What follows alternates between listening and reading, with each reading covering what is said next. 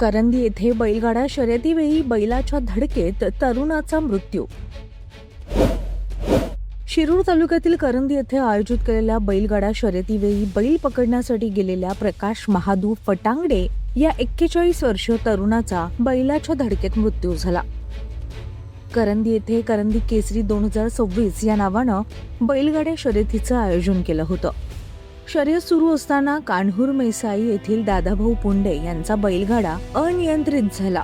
धावलेला बैल पकडण्यासाठी प्रकाश फटांगडे पुढे सरसावले. त्यावेळी बैलाने त्यांना जोरदार धडक दिली. त्यात गंभीर जखमी होऊन ते जमिनीवर कोसळले. उपस्थितांनी त्यांना तातडीनं जवळच्या रुग्णालयात हलवलं, मात्र उपचारापूर्वीच त्यांचा मृत्यू झाल्याचं डॉक्टरांनी घोषित केलं.